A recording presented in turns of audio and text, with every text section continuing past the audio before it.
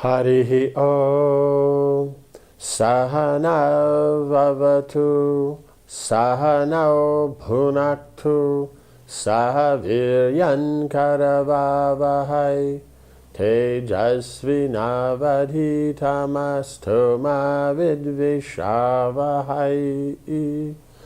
Om Shanti Shanti Shanti. Om Jaya Shri Krishna Chaitanya Prabhu Nityananda Shri Advaita Gadadhara Srivasadi Gaura Bhakta Vrinda.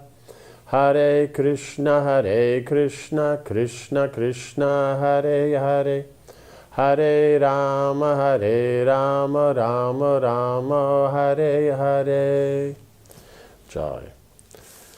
So now Krishna's come to Indraprastha and met with Yudhishthira, and then so many great sages in that had come, and then Narad Muni comes, and then he talks about different things and all that. And then it's decided that Krishna, he and Bhima and Arjuna will go and fight with Jarasandha. Right? So we've seen that Narad came to Yudhishthira in Indraprastha, Narad came to Krishna in Dwarka. Now Krishna's with Yudhishthira in Indraprastha. And then it's being discussed. So Yudhishthira in the beginning was not appreciating the idea because he was thinking it's too dangerous for everybody. But when he saw that Krishna's focused on this, and Krishna being the Supreme Lord, then what can be the problem? So, yeah. So then Yudhishthira assented to Krishna's desire. Seeing your mind set upon this purpose, O Keshava, I consider Jarasandha already killed, and all the imprisoned kings released. You will certainly lead Bhima and Arjuna to victory over that evil monarch. O Krishna, what cannot be accomplished by one who has you as his guide? The three heroes decided to set off immediately. They dressed themselves as Snatakas, students just finishing their education and seeking charity. So the Snatakas, that means they finished in the Gurukul training. Then they may go out and travel, go to holy places. There's some further specific specialized education they wanted to learn that wasn't, let's say, taught in their particular school. They go to another school because they already have the foundation and everything from their school. And so then, so they'll go and naturally, because they're traveling, they'll be begging and all that. Snataka means one who's been bathed, so that means they're actually graduate, because in the ceremony, then they're sprinkled with water. And so then, so then it becomes a very good thing, because they were just as brahmacharis. Then the problem is why aren't you in your ashram?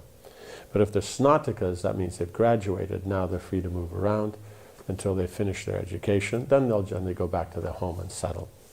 So a Naistika brahmachari wouldn't graduate. They just stay lifelong brahmachari. So the Upakurvana brahmachari, they graduate, and then they become snatakas. And then generally it's just time they get themselves established and get themselves married and carry on life like that. Leaving Indraprastha, they resembled the sun, moon, and fire god joined together. Their wrath towards Jarasandha inflamed, their bodies appeared to blaze.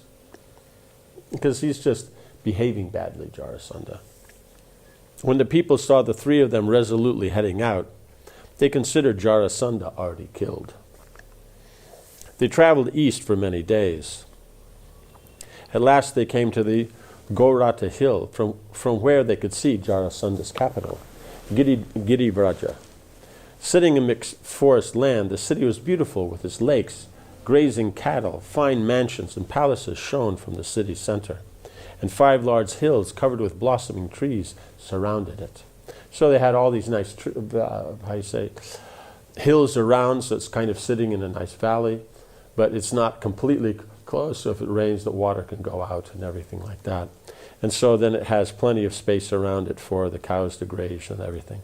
Because in the Vedic sense, you have a city, that depending on the size of the city, that much land outside is to be left empty for grazing, farming, and all these different things like that. So there's never such a thing as that the city goes, if they want to make it bigger, they have to put more land. So if it's a small city, a small town, it has a small amount of land, enough for that town and everything, for them to grow everything and to take care of the cows. Now, if the city wants to grow, they have to have the resultant bigger place. So at some point, unless they're out in the middle of nowhere, then they can grow however big they want. But it just means no two cities will ever touch, because if they are close, they'll expand to the point where their land meets, and then they can't expand anymore. So then if you want, then you have to create another city. So this modern thing where cities just merge and you end up with, the mega city one. You don't, that's not the system.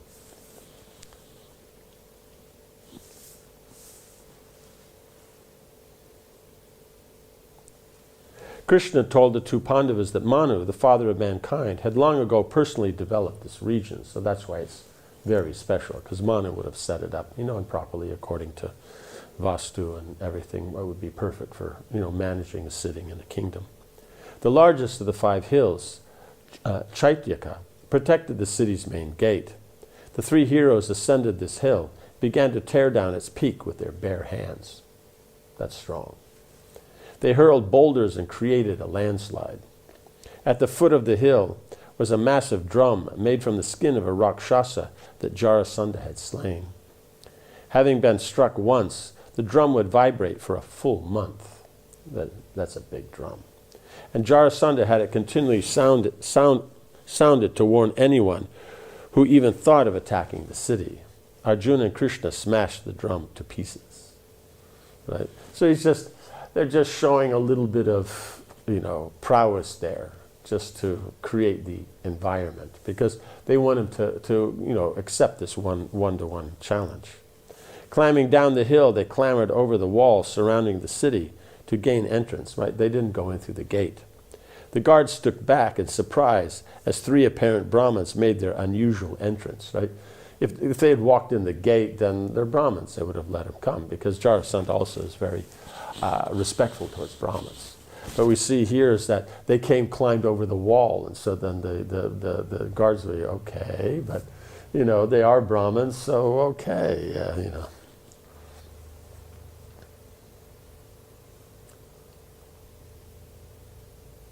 Bhima led them along the streets towards the king's palace, right?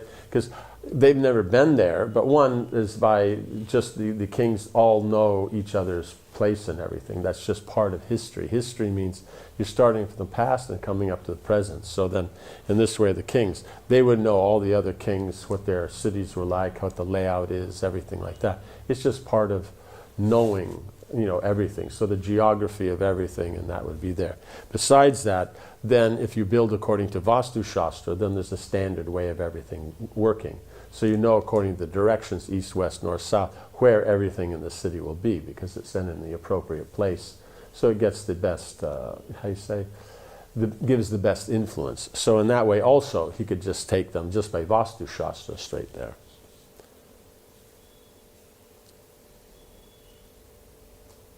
They saw numerous attractive, well-stocked shops, and they walked past the flower vendors. As they walked past the flower vendors, they snatched garlands and put them on. They strode into Jarasandha's palace and made their way to the central courtyard, where the king was performing a sacrifice. Right, so you have the thing, then the central courtyard, that'll be open, because generally the court would be held in one of the surrounding buildings or one of the surrounding areas. Courtyard's always to be open, so that's the gardens and everything. And then besides the gardens, you're going to have the aspect that they can perform the yagyas, they can have programs there, everything can be done. Girivraj's Brahmins had been witnessing fearful omens portending calamity, right? So they've been seeing omens that there's something wrong going on, and that because already, they're making trouble and they're coming there. Thus they had advised the king to fast and perform sacrifice to ward off evil. As Jarasandha sat before the blazing fire, he saw 3 powerful men dressed as Snatakas and adorned with garlands approaching him, right? So it doesn't naturally match. Accepting them as Brahmins, he immediately rose to greet them, saying, "You are welcome." Welcome meaning, not welcome meaning, okay, you've done. Welcome meaning, please come, like you're welcome to come. Krishna told the king that his two friends were observing a vow and would not speak until midnight. At that time they would tell him the purpose of their visit. Krishna knew that the king had himself made a vow that he would give to any Brahmin whatever he asked, even if he came at midnight. So they're taking advantage of that. Jarasandha had them quartered in his palace and said he would visit them at midnight. It must also be that there's a particular time there, and it's very good for establishing the fight, so it'll be bad for him, good for them. That night, Jarasandha entered their room and worshipped his three guests with proper ceremonies, offering them gifts of milk-bearing cows. But his guests refused his worship and gifts. Krishna said, "O king, we have come seeking a special kind of charity from you, who are famous for giving the Brahmins whatever they want. For a great man, there is no charity that cannot be given. Even the body may be sacrificed for a proper cause. Therefore, please grant us our request."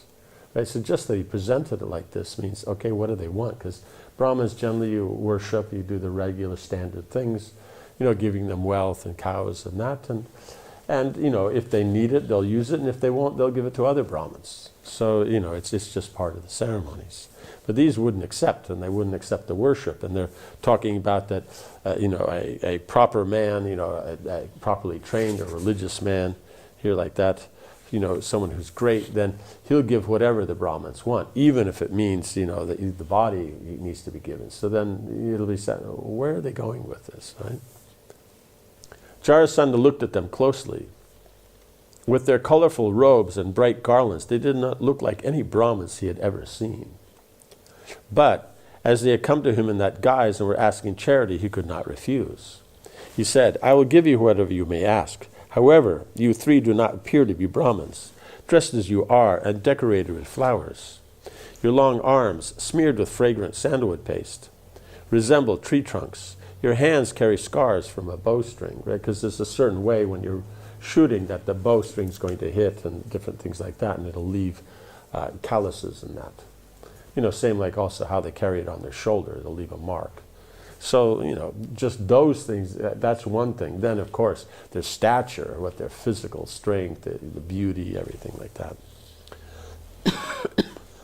You tore down the peak of the Chaityaka hill, right? Because he has his men watching. They tell him everything. And entered the city as enemies do, right? Avoiding the gate. Even though the guards saw them because they're Brahmins, they didn't bother them. But he's just saying, this is weird. You have also refused my worship. Such behavior befits an enemy, right? Because you don't want to take something from them, then you're obliged. So if you don't take anything, you're not obliged. I think you are Kshatriyas. Tell me honestly, for truth is the ornament even of kings. Right? So Brahmins will tell truth, but even Kshatriyas would tell truth. It's just, it's the appropriate thing for them. Krishna returned the king's icy stare with a smile. Your observations are accurate. We are not Brahmins. Kshatriyas as well as Brahmins may follow the Snataka vow. Right? So that's the whole point, is that anybody who's graduated from Gurukul, so Kshatriyas also are going to Gurukul. If they graduate, they can also follow the Snataka vow. And then once they're married, then they carry on as Kshatriyas. But before that, they would just continue that lifestyle as the Brahmacharya. So they didn't have to. So then he's saying, you're accepting us as Brahmins, but Snatakas can also be Kshatriyas. But when they're living that lifestyle, then they go, they beg, they get charity and all things like that. But once they then go in and accept the Kshatriya lifestyle, they move on from Snataka into the Grihastha, then no longer do they beg and things like that. And you have surmised correctly that we are enemies. Thus we have entered your city violently and declined your worship. We have come to beg from you a duel. Jarasandha was surprised. I do not recall ever having done you any harm, right? Because he's like, okay, you don't seem to be one of the kings that he has in prison or anything. Indeed, I am innocent of any crime, right? Because he does follow, his Kshatriya dharma and how he runs his kingdom and does everything nicely, but he's not dealing with other kings properly and stuff like that. One who assails an innocent man receives sinful reactions that will send him to hell. I always observe the duties of my order, protecting the people and rendering them no harm. Why then do you see me as an enemy? So he's running his kingdom nicely. Problem is he's inimical towards Krishna. That means he'll be inimical towards the Pandavas. That means he'll be inimical towards God consciousness. So even though he runs his kingdom nicely, the difficulty comes is that his people won't become God conscious. Materially they'll prosper, but they won't be God conscious. So you see, that's the difference. In Indraprastha, they're materially prosperous, but they're God conscious. So now they're actually using the human life properly. Angry, Krishna replied, "We represent one who desires to uphold the dignity of a royal line and establish religion throughout the world. How do you consider yourself religious when you have imprisoned so many kings?" Because that's not how you're supposed to deal with kings. "You even intend to offer them as human sacrifices to Rudra. That's really not appropriate. To treat these kings as if they were beasts. Who could do such a thing except someone as sinful as yourself? You will certainly reap the results of your sinful acts, for the law of karma is infallible. Although you consider yourself without an equal, we will soon crush your pride. We wish to free the captive kings. Know me to be Krishna, and these two to be Bhima and Arjuna. Follow now your kshatriya duty and fight with us today. Either free the kings or go to Yama's abode." Right? So now it's been presented as kshatriyas would speak. You see, they're very straightforward, they're very honest. Like that, they may have their feelings and they're saying strongly, but it's always controlled so that the other person can now he can answer in this. So it's not a matter of a yelling match or this or that. They're saying the thing, and then Jarasandha can speak and like this. So you see, it's very, very controlled. Jarasandha laughed. "I should have guessed," right? Because he's wondering, who are these guys? He's hearing from the his people, from the soldiers and all that how they came and what they've done. And, they knocked the top off the hill, they've broken the drum, they came over this, they stole flowers from the market, So, he's hearing all this, and okay, these are strange Brahmins. And then when he hears this, okay, it's Krishna and Arjuna and Bhima. Okay, now I understand. I should have guessed, right? My old enemy Krishna, right? Because Krishna, much time before, had killed his son-in-law. Come in disguise to try to kill me after failing so many times, right? But he says, no, Krishna would kill everyone up to him and then let him go, because then he'll come the next year with another army, destroy that whole army. So he's already destroyed 17 Akshahinis of soldiers of Jarasandha. So then it's interesting, but Jarasandha, because of who they are, they think that he was unable to defeat him. But actually Krishna just took it up to there. That's the when you have the demoniac mentality, they can't actually see things as they are. They see things how they're perceiving, how they would deal. What sin have I committed by capturing kings for Shiva's pleasure? I defeated all of them fairly in battle. Therefore, it is my prerogative to do with them whatever I please, right? But no, the point is they're humans, they're kings, you're supposed to deal like that. The idea, I defeated them, I can do what I want. No, you can defeat them and either, establish them as the kings and say they have to pay tribute, or, that someone else has to be king, or things like that, but you don't keep them like this.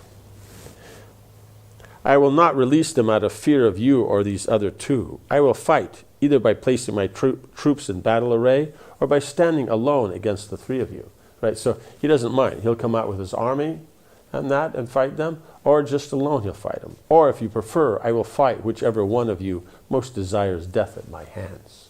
So he's willing to fight all three of them at once. But if not, then, just single-handedly. But if not, okay, one-on-one. That's what they wanted. They wanted that.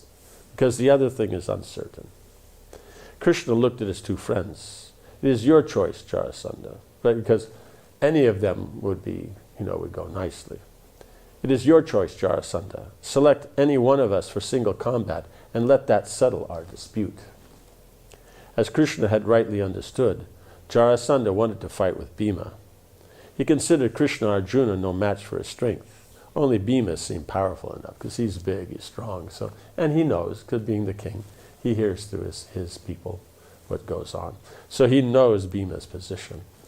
And that, how they've killed the Rakshasas and all that. So think, okay, he's a match. Arjuna, he's not. And Krishna, he doesn't want to fight with him. Bhima smiled grimly and clenched his fists. He furrowed his brows and glared at Jarasandha. They agreed to meet at sunrise, and the king left to make preparations for the fight. Jarasandha had Brahmins utter auspicious Vedic mantras over him, and he smeared his body with sacred unguents that had been offered to the gods. He then placed his son upon the throne and bound his hair in a tight knot. Right, so, because he's going, because if he wins, okay, then he's there. But if he loses, his son's already established as the king. Removing his royal robes, he donned only a loincloth, right, because they're going to wrestle. So then all the clothes get in the way, because they're just something you can grab and throw them. As the sun rose, he went out of the city along with Bhima, for whom Krishna had performed the propitiatory ceremonies to invoke the gods. Right? He does that, but it's actually Krishna's blessing. The king had 2 massive clubs fetched from his armory. The 2 fighters took hold of the clubs and entered a large roped-off arena just outside the city gates. So they've gone outside to fight. Because inside it'll be, it'll scare people or it'll make a mess and things like that. So you go outside. So those people who would like to watch, they can come out and watch. But those who are not, you're not going to bother. Because if you do it inside, smashing the clubs and that may scare the children, may scare the other people like that.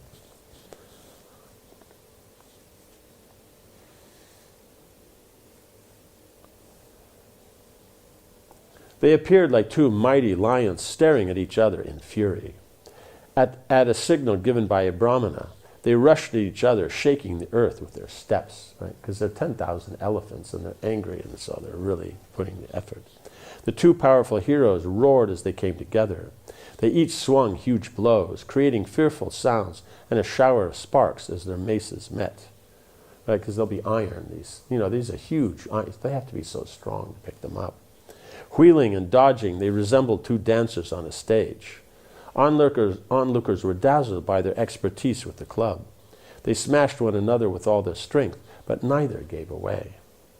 Right? So just how they're swinging and that, the moves and all that, and how they dexterously move out of the way, because they're both very expert in this. Generally someone who's very, very strong, club's going to be one of their weapons. Like Bhima, he just uses fist or uses clubs. He can use all the other. He's great at bow and arrow and everything like that. But it's just that it's preferred because he's so strong, he likes the club. So that's where he'll go out and fight the elephants. Everyone else will fight the charioteers. He fights the elephants because they're also Kshatriyas. But you pick up one elephant, toss him through the air so he lands on another elephant. More fun.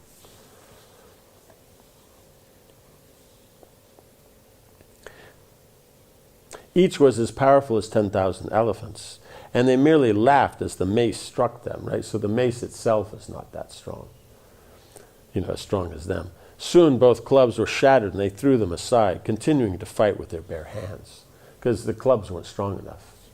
Seized each other's necks and dragged one another around the arena, each looking for an opportunity to throw his opponent down, right? Because in grappling, you're punching, you're fighting, but the thing is, you get the person on the ground. That's when then you have control of them. So in the Vedic idea, wrestling meant it was kicking, punching, and grappling.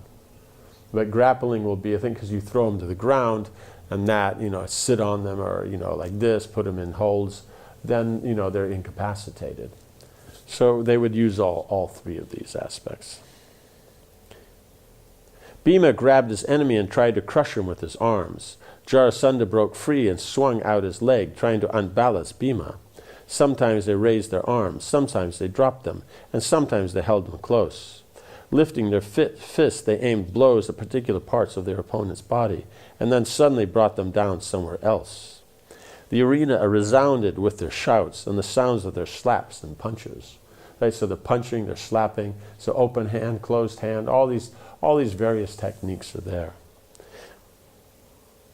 Both were expert wrestlers, and again they exhibited many wonderful movements. They clasped each other's arms and waists and pressed with great force. Roaring like clouds, they fought relentlessly like a pair of maddened elephants. By now a large crowd had formed around the arena. Citizens of every class came to see the fight, and they gasped in astonishment as the 2 men grappled. The sound coming from the arena resembled claps of thunder or a falling cliff. Right, so loud, so sharp the sound. The earth shook violently as they rolled about, locked together. Neither showed any sign of fatigue as the fight continued throughout the day and up until sunset. So they start at sunrise in the morning and go until sunset at night. Like that, because before sunrise, then that's when you're going to get up and do all your religious activities. And then at 6 o'clock, you're ready for work. Because generally, sunrise, the Kshatriyas would go to the court, until lunch. Then lunch, they'd have their break, and then they spend time with the family. And then 4 o'clock, they go back out, see the troops and everything. And then at sunset, then that's when they would, the end of the working day, you could say. As darkness fell, the fight was stopped until the next morning. Jarasandha invited Bhima and his 2 friends back to his palace and entertained them as honored guests. Even though they were enemies, Jarasandha felt duty-bound to respect them. So that would be the thing, is that during the day, it's your occupation, you're doing that, but at night, then you're dealing with ashram things, right? Because the fighting is going to be a varna thing. Means they're Kshatriyas. But the ashram thing, he's a grihasta, they're grihastas, and they're guests at his place, and they're respectable Kshatriyas. And so then you entertain them as you would any guest, like that. So that's the difference in the Vedic kind of thing, is you always deal with an enemy in such a way that he won't feel you're an enemy. But at the same time, as if there is a fight, the fight is done properly. So this ability to appreciate and all that. So then, yes. So stop here, and then we'll see how the fighting continued, right? Went on for 28 days. So how it will continue from this. Om Hare Krishna, Krishna Krishna, Hare Hare, Hare Rama, Rama Rama, Hare Hare. Jai Srila Prabhupada ki Jai.